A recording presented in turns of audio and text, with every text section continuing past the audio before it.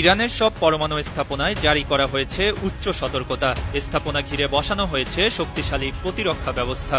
যুক্তরাষ্ট্র ইসরায়েল যৌথভাবে হামলা চালাতে পারে এমন আশঙ্কা করছে তেহরান। সম্ভাব্য হামলার বিষয়টি বেশ কয়েকজন কর্মকর্তা ব্রিটিশ সংবাদ মাধ্যম টেলিগ্রাফকে মঙ্গলবার নিশ্চিত করেছে। ওইসব কর্মকর্তাদের মতে ইসরায়েল যুক্তরাষ্ট্র যে কোনো সময়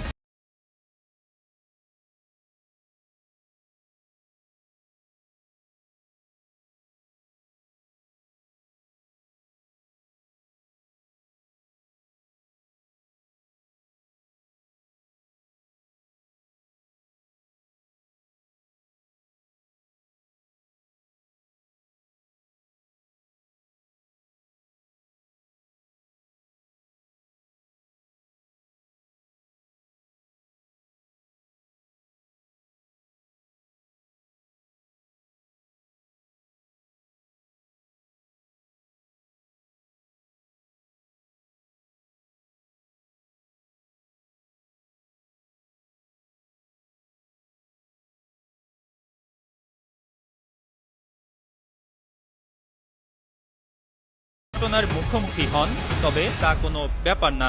আপনি খুব সহজেই তা নতুন করে বানাতে পারবেন কিংবা মেরামত করতে পারবেন।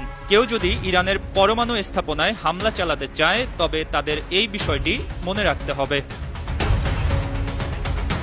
ইসরায়েল ও যুক্তরাষ্ট্রের বারবার অভিযোগের বিষয়ে তেহরান জানিয়েছে তারা কোনো ধরনের পারমাণবিক অস্ত্র বানানোর চেষ্টা করছে না, তবে ওয়াশিংটন ও তেল আবিব তা মানতে নারাজ।